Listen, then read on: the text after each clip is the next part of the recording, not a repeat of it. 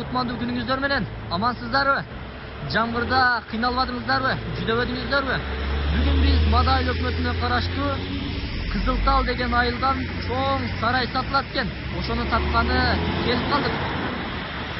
Андыктан сиздер ал сарайга барыш үчүн Учкун айылындагы мал базарга бурула бериштеги светофордогу поворотко келесиздер. Мына мечитти көрүп атасыздарбы? Ошонун бет маңдайынан ушул көчө менен түз барсаңыздар, Учкун мал базарына жолугасыздар. Андан дагы түз өтүп барсаңыздар, бир көпүрө чыгат. Ошол көпүрөдөн өтсөңүздөр жаңы Будалык айылы.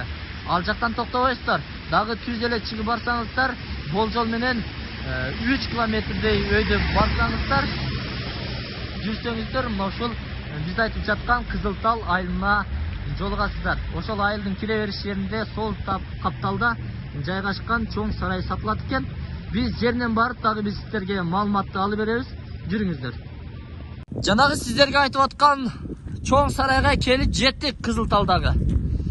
Урматтуу багбандар, малчылар, көп жылдан бери мал чарбачылыгы менен алектенгендер, же болбосо кандай бизнес баштасам экен деп акчасын топтоп ойлонуп отургандар, сиздерге сунушталат ушул видео. Ассаламу алейкум. Аласызбы? Десол иштериңиз жакшы, үй ичи бардыгы тынчпы? Кызматка чакырган экенсиз. Ооба, ошо кызматка чакырып элесиздер. Ошол көрүнүп турган сарайды сатка койдук деп маалымат бердиңиз. Не себептен сатка койдуңуздар? Өзүңүздөр иштеп бербедиңиздерби? Бул сарайдын өзү негизи салынганына 3 жыл болду.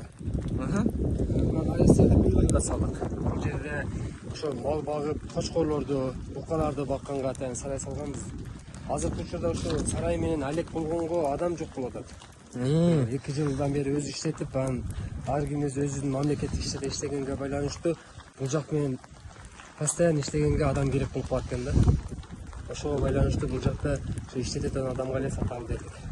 Кыскасы өзүңүздөр жетишпей, айла жоктон сатып, дагы бир өзүңүздөр жетише турган, жеңил желпи бизнес баштайын дедиңиздер да, Ооба. Азыр эми жаңбыр бизди бир аз шаштырып койду. Могул навеске кирели. Эми сүйлөшөлү, Бул жакты жаңы эле курган экенсиздер да? Ооба, бул жак быйыл куюлду. Быйыл Курулду. Узун туурасы кандай болуп калды? Жалпы короонун, сарайдын узун туурасы соту канча? Жалпы узундугу мына навестин өзүнүн узундугу 100 метр. Ичинде навестин ичи 4 метр. 4 метр. Жүрүңүзчү, көрөлүчү. Курулушту сонун кылыпсыздар. Кеңири, Ооба. Бул жагы 100 метр. Канча? Бул жак мына жерден түз алганда 70 метр. 70 метр. Оң жак менен нар жактакын кошкондо 100 метр болуп калат, навес общий круговой. А мына ичи 4 метр. 4 метр. Туурасы 4 метр экен, узуну 70 метр экен. Бул жакта эми бука кармайын дедиңиздерби? Кандай план программа менен салдыңыздар бул жерде? Бул жерде өз негизи мына жерде чоң сарайда бука байлана турган место бар өзү. 100 место мына жерде? ичи. Бул жерде биз ойлогонбуз мына кочкор байлаганга. Кочкор байлаганга. Ооба, мына жерин алдын тосуп иштерине ошо кочкорго. Расчетун ошого алып, навестерде ошо расчетту ошо кочкор байлаганга ылайыкташтырылып салынды да быйыл. Бирок толук бүтө эле экен курулуш, Жок, быйыл навес боюнча бүттү. Эми ала турган адам өзү да карап көрөт. Азыркы учурда көрүп атасыздар, Өзбекстанда бизде да көптөгөн могул жагы кышкы, жайкы букаларды кармаса сарайдын ичинде. Бул жакка может летний букаларды гана же малдарды летний кармайм деп ыңгайлаштырып алса да болот. Өзүнө карап көрөт да. Түшүнүктүү. Мына курулуштун бүткөрүлбөй турганы себеби мындай экен. Эгерде ким ала турган болсо, өзүнүн табитине жараша каалагандай кылып, оңдоп, түзөп, бүтүрүп, эгерде кой кармайм десе кой, бука кармайм десе бука, же болбосо саан уйларды багам десе өзү билет, өзүнө жараша кылып, тосуп, ылайыкташтырылып алат. Могул пресстер сатылабы же калабы, кандай? Буну алган адам менен сүйлөшүп көрөбүз. Если алып калам, малдарын сразу алып келип киргизем дей турган болсо, таштап кетебиз. Таштап кетесиздер. Ооба. Ар бирине эсептеп, базар баасы менен эсептеп. Жакшы. Азыр мен мына жерден бир эшик көрүп атам да, ал кандай эшик коюлган? Бул жерден эшикти атайын койгонбуз. Бул жерден жанакы малдын нелерин, мусорларын же малдын бокторун ушунун артына алчылып төгүп убактылуу биз. Андан кийин чогултуп ошонун ары адамдар өздөрү сатып алып кетишет же болбосо талаага сепкенге деп. Септигиндин астында бир-эки бош жерлери бар, ошол жерге убактылуу төгүп турабыз да. Түшүнүктүү. Эми ошончо бука мал кармалгандан кийин андан кык чыгат тугандар. Ошону дагы эми жайгаштырыш керек. Ушул эшиктер коюлуптур, зыңкыйыптыр. Азыр биз көрөбүз. Могул бош жайларга чыгып кетет экен да. Ооба. Бул жагы могул чек арасы өзүңүздөр көрүп турасыздар. Бул кам кирпич менен урулган экен.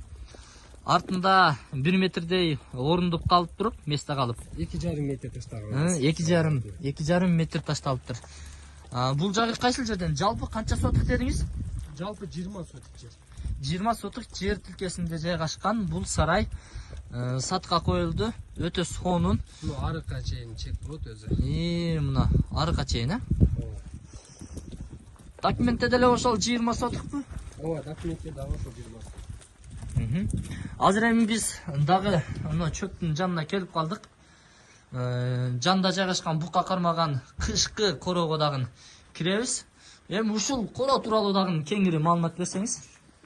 Бул короону салганына 3 жыл болду. 3 жыл мурда салганбыз. Өзүбүз 2 жыл иштеттик. Ичинде букалар байланып турду. Көптөгөн ар кандай букаларды алып келип байлап жатат. Кана биз киреличи? Кирип жатабыз.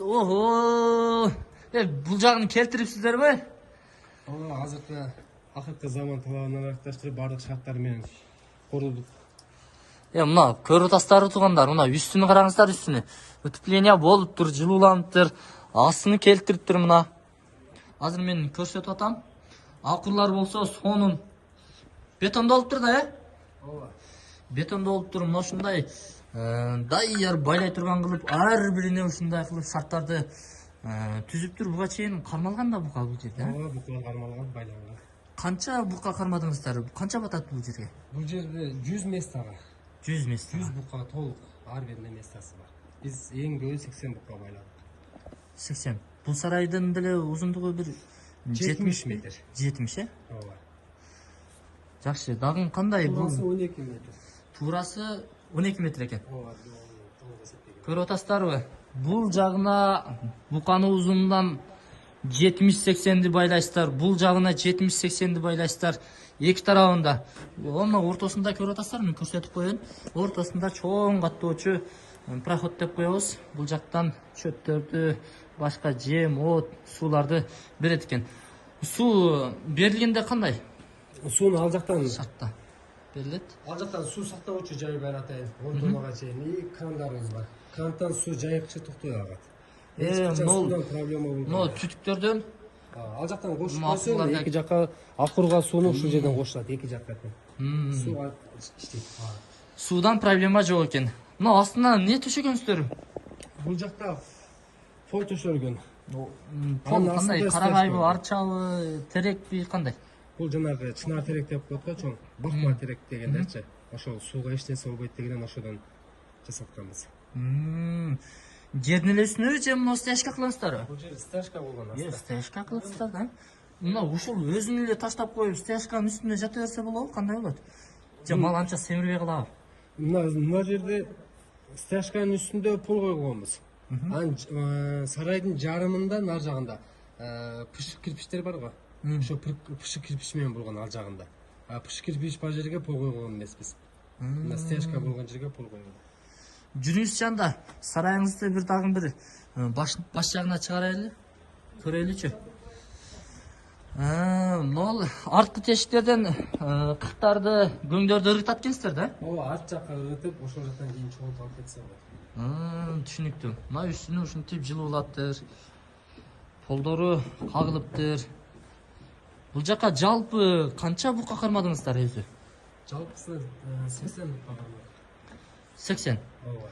Өзү бир жагына эле 80 батат да? Жок, бир жагында 50, экинчи жагында 50. Толук 100 бука батат.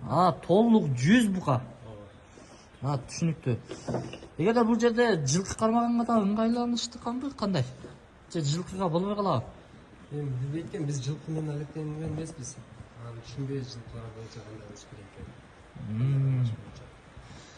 Эми алган адам өзү келип Өзүңүздөр кааласаңыздар сан уйларды, болбосо букаларды бакканга бүт шарттар каралыптыр. Даяр бизнес экен туугандар. Акчаңыздарды камдап алып, не кылам десеңиздер, ушул ойлонбостон сарайды сатып алып, өзүңүздөрдүн бизнесиңиздерди түптөсөңүздөр. Азыр экспорттоп жаткан учуру эттерди. Туурабы? Азыр эми бул жак жанагы жанында турган ээси айтты. Такталар басылган, пол кылынган, ал эми бул жак кирпич, Ооба, кышык кирпич менен. Кышык кирпичтен. Кызыл кирпич, жылуу. Жылуу. Эми дакансы эле ушундай пышык кирпич менен кыла бербедиңиздерби? Жок, жарымын ошо стяжка кылып, жарымын ошо кышык кирпичке ташып коюдум. Көп да каражат талап кылат, Но сиз айтып аткан жанагы 10 тонналык бачок экен да? Ооба, суу соктогучу жай. Суу токтогондо жерде дагы кандай Бул проблема резервке. Резервке. Сууну постоянно ошо толтуруп койсо резерв. Түшүнүктүү. Өзүнөн суу тукпойт. Суу токтобойт, светтер келген, жарыктар бар дагы. Көрдүңүздөрбү, мына ортосу кенен экен. Бир унаа батат, Портерге портер жүрө тургандай эсеп менен салган да башында. Мына көрдүңүздөрбү? Портер жүрөт экен. Эми бирок чөптөрдү кеңири, эки жактан таштай берет экен. Бул жагы кеңири экен. Азыр эми сыртка дагы чыгайлычы. Суу кандай бул жака? Суу келеби? Суу бар. Мына жерде негизги турба өткөн, суунун турбасы. Ошол жерде суу чыгып турат. Бул мотор менен чыгарат экенсиздер да? Бул жерде турбада суу азыраак болгон учурда мотор менен чыгат. Суу көп келген учурда мотордун кереги жок. Өзү эле чыгып турат. Ушунчалык эле суу чыгабычы? Мындан дагы улуураак чыгарса болобу? Мындан да көп чыгат. Азыр эми азыраак эле чыгарып турган жакшы экен. Мына стройкасы жаңы, курулуштары жаңы бүткөрүлгөн. Мына сиздер көрүп турган сарай. Эгер бул жерди ала турган болсоңуздар, жыргап бизнес кыла бересиздер. Азыр 20 соток деди, жалпы аянтына. Границаларны сиздерге тапташтырып дагы бир жолу көрсөтөйлү. Жана арт жагына өтүп көрсөттүк эле. Азыр сыртынан дагы бирди көрсөтөйлү. Мына бул үй чабандын үйүбү? Ооба, ушундай. Мал караган адам жашайт экен да, канча комната? 2 комната. 2 комната экен. Азыр анын дагы ичине кирип көрсөтөбүз. Мына границасы ушул жер экен, туугандар. Границасы азык болгон жер. 3,5 метр ташталган. 3,5 метр. Ошо малдын кыктарын анеттен ыргытып ушул жерден кирип алып чыгып кеткенге болот. Түшүнүктүү. Нар жагыны нар жака, бер жагыны бери жака. Ушул жака көңдөрүнү чыгарат экенсиздер, Печке бар окшойт могу жерде. Печкасы бар. Канча 2 комната дедиңизби? 2 комната. Азыр мал караган чабан болсо, чапандын же болбосо өзүңүздөр карай турган болсоңуздар, бүт шарттар каралыптыр. Пластик экен эшиги, Кана бисмилла. Киреличи, мына жамгыр үшүттү. Могу жерде душ кылса деле болот окшойт, Ооба, душ калар таштаган аристондору бар. Тосуп койсо болот экен. Бул жагы халалдыкы бар экен. Азыр эми бутту чечип эле киреличи. Ушунчалык болуп калды, кеңири көрсөтүшүм керек. Бул жерде аристон бар экен. Нар жагына душка ылайыкташтырылган дейт ээси. Бул жакта халалдык. Бул жакны эми кухня кылат экен да, туурабы? Бул жака бир эшикти койсо, мына жерге отту жагып, лапылдатып. Кыш менен, жаз менен карай берет экен, Бул узун туурасы канча бир комнатасы мына биз турган? Узун туурасы Примерно. Бир 5ке 3,5 кандай? 5ке 3,5 болуп калат окшойт, 5ге 3,5 болуп калат. Светтер келиптир, телевизорлорду коюп алып жашасаңыздар болот экен. Айнектери мына караңыздар. Пластик экен. Мына жол жакты карап турат экен. Бүт ушул жерден көзөмөлдөп не болуп атат, ким кетти, бүт бардыгыны карап турсаңыздар болот экен. Мына от жагылат экен 2 комната. Эгерде мына жерди ачып кое турган болсо, наркы комнатанын дагы мына кичинекей душ жакты дагы жылуулайт экен. Бул жактан документи кандай бул жердин? Документи барбы? Документтери бардыгы бар. Кызыл китептери бар. Андан тышкары архитектурный чертеждери баардык уруксатнама документтери кагаздары бар. Ого. Азыр ушундай узун сарайдын ичин тартып чыкты да. Ооба. Ушу Сөйттөр эле. пландардын баардыгы бар, архитектурный. Баардык документтери бар экен, а? Ооба, баардык документтери бар. Бул кызыл китебинде бүт бардыгы каралганбы? Баары каралган. Ойлонуш проблема жокпу? Жок, маселе документ боюнча маселе жок.